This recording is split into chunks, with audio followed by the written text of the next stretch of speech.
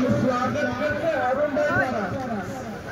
अरुण भाई थारा मुफ्ती साहब ने साल में पुष्प करते थोड़ी झड़प करिए तालियों की बजाना अपना पौना हरदेव सिंह जी रायजादा साहब माननीय थी एडिटर गुजरात न्यूज़ मेरा व्यवसाय में अपना उपस्थिति दर्ज करवा रही है। उस मौके पर अपने ख्यालात, अपने आशीर्वाद और अपनी प्रेरणा हमें प्रदान करें। हमारी बन्ने साहब ने नम्र विनती से जोरदार तालियों से वेलकम करिए well known scholar of Islam मुफ्ती हमीदुल्लाह साहब। बिस्मिल्लाहिर्रहमानिर्रहीम अल्हम्दुलिल्लाहि रब्बिल आलमीन वस्सलातु वस्सलामु अला सय्यिदिल अंबिया वल मुरसलीन मुहम्मदिन व आलिहि व सहबिहि व बारिक वसल्लम। क़ाल अल्लाहु तआला अऊज़ु बिल्लाहि मिनश शैतानिर रजीम बिस्मिल्लाहिर रहमानिर रहीम या अय्युहर रुसूल कुलू मिनत तय्यिबात वअमलू सालिहान। वक़ाल तआला फ़इज़ा क़ुदियतिस सलाह फंतशिरू फिल अर्द वब्तगू मिन फ़ज़लिल्लाह। वक़ाल नबी सल्लल्लाहु अलैहि वसल्लम इन्नमा अत्यब मा अकलतुम मिन कसबिकुम सदक़ल्लाहुल अज़ीम व सदक़ रसूलुहुन नबियुल उम्मियुल करीम व नहनु अला ज़ालिका लमिनश शाहिदीन व शाकिरीन अल्हम्दुलिल्लाहि रब्बिल आलमीन। आज के थारा परिवार के HP कंपनी के पेट्रोल पंप के ओपनिंग में विराजमान मांगरोल शहर, तालुका और जिला से तशरीफ लाने वाले पधारेला मोगेरा मेहमानों, हर एक को मैं नाम से अगरचे न जानता हूँ लेकिन काम से नहीं जानता हूँ। हमारा मांगरोल सरजमीन हिंदुस्तान में वो एक पावन भूमि में शुमार होता है जहाँ संतों, महंतों, सूफियों का एक बहुत बड़ा जमघटा जमीन के अंदर भी एक खजाने की शक्ल में कुदरत ने जमा कर दिया। ये कौम, ये शहर इतिहास के अंदर कौमी एकता का संगम रहा। सर्जनहार के इस पृथ्वी के और सृष्टि के सर्जन में इस मालिक और खालिक ने जो अपने बंदों के लिए, जो इंसानों के लिए और प्रजाजनों के लिए जो सुविधाएं मालिक ने उपस्थित फरमाई, उसका योग्य इस्तेमाल और आपस के अंदर एक दूसरे में मोहब्बत, यह हमारे कल्चर में हिंदुस्तान की शैली है कि हर छोटा अपने बड़े के साथ आओ भगत और इकराम से ही पेश आता है। यह हमारे देश की भी शैली है और हर धर्म का आदर रखना ये भी इस्लाम की पवित्र तालीम। इसीलिए मोहब्बत का दोनों कौमों में होना ये कुदरती फैल है। आज हम जिस काम के लिए जमा हुए हैं ओपनिंग, इसका जिक्र कुरान में अल्लाह ताला ने इस सरजमीन पर बहुत मुक़द्दस इंसान अंबिया किराम अलैहिमुस्सलातु वस्सलाम पैदा फरमाए और इनको हुक्म दिया, ऐ रसूलों की जमात, हलाल और तय्यब खाना खाओ और नेक काम करो। या अय्युहर रुसूल कुलू मिनत तय्यबात, पाक खुराक खाओ और नेक काम करो। अल्लाह ताला शानहू फरमाते हैं, नमाज जुमा के बाद जमीन में फैल जाओ और हलाल रोजी तलाश करो। ईश्वर अल्लाह के महान संदेश, आखिरी दूत और पैगंबर हजरत मोहम्मद साहिब सल्लल्लाहु अलैहि वसल्लम ने फरमाया है, सच्चा अमानतदार ताजिर अंबिया और सिद्दीकीन के साथ होगा। हमारी बॉडी को स्वच्छ और पाक खुराक से पाकीज़ा रखना यह हम में से हर एक की जिम्मेदारी है।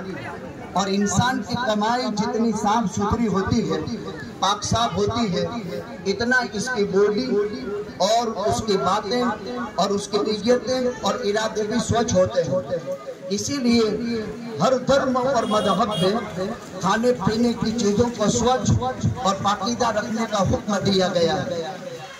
और दुनिया में जितने भी कमाई के जराए हैं, इनमें सबसे बड़ा नफा बिजनेस में।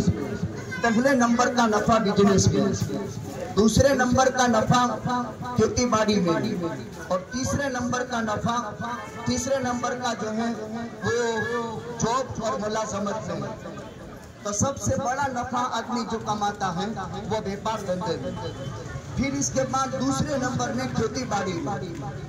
हम जिस समाज से संबंध रखते हैं वो समग्र मुस्लिम घाटी समाज। यहाँ पहले खेड़ू हुआ करते थे, अब जो है खेत मजूर हो चुके हैं। हम खेती को अच्छे तरीके से जानते हैं। इस तरह हमारे खारवा समाज के भाई ये खागर जो है सागर खेड़ू, खेड़ू होने में दोनों बराबर हैं। एक समंदर खेड़ते हैं और एक जमीन को खेड़ते हैं, और दोनों कौमें बहुत मशक्कत और मेहनत से रोजी कमाती है। कोई आसान तरीके से नहीं।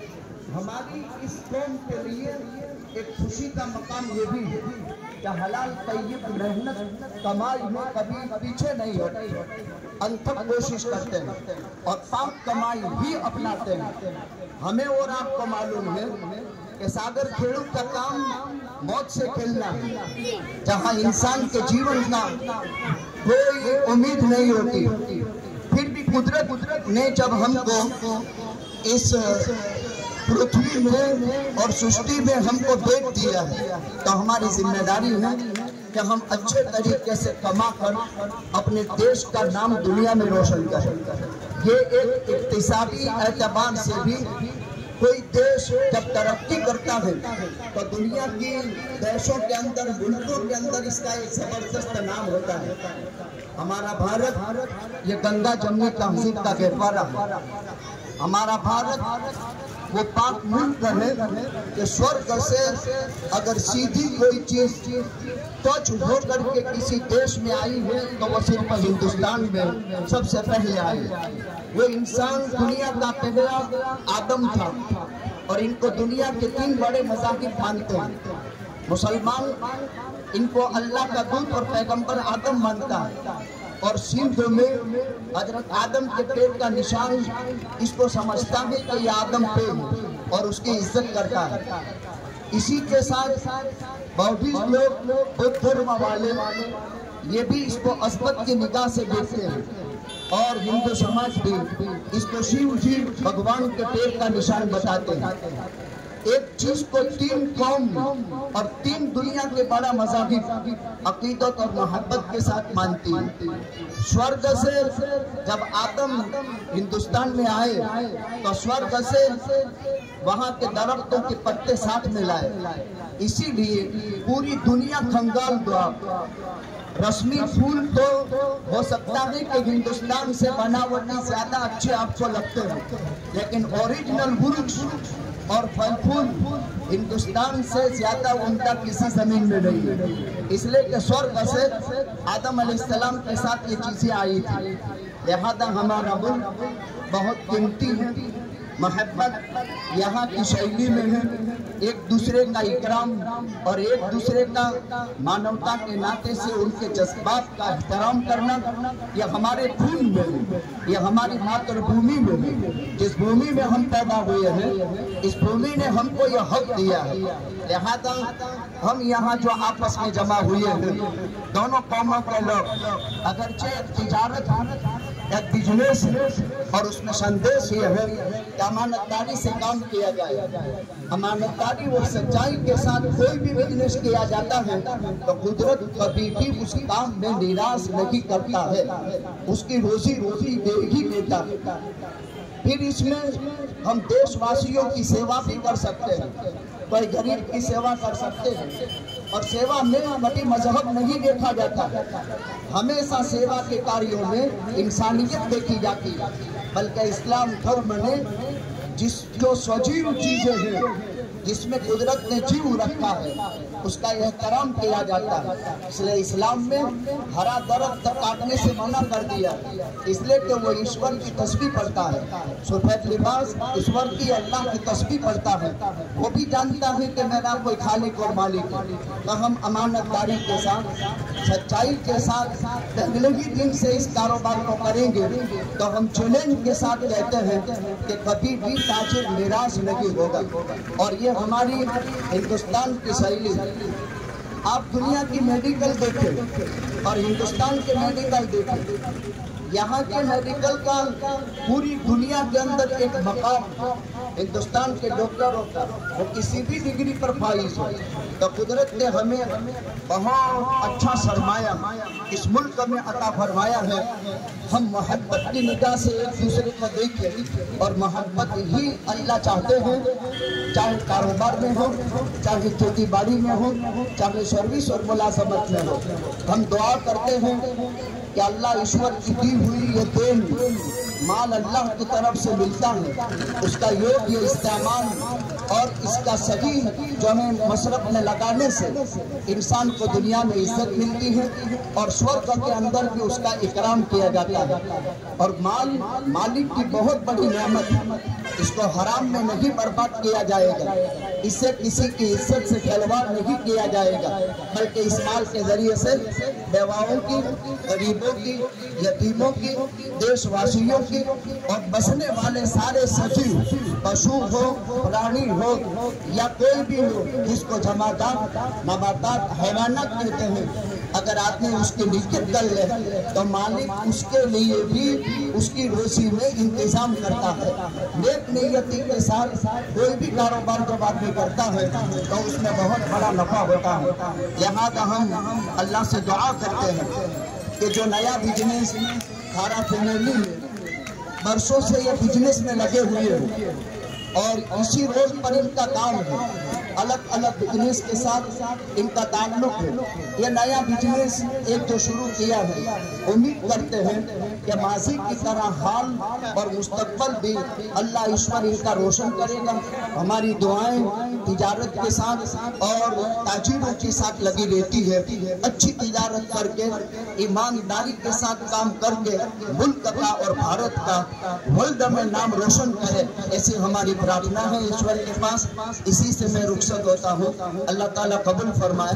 वाखिर दावाना अल्हम्दुलिल्लाह रब्बिल आलमीन। जोरदार तालियों थी। मुफ्ती अनिल जरा साहब ने थैंक यू कही है। साहब आप જ્યારે જ્યારે કહો છો ત્યારે હોઠથી વધારે હૈયું બોલતું હોય એવું લાગે। બે વરિષ્ઠ પત્રકાર મિત્રો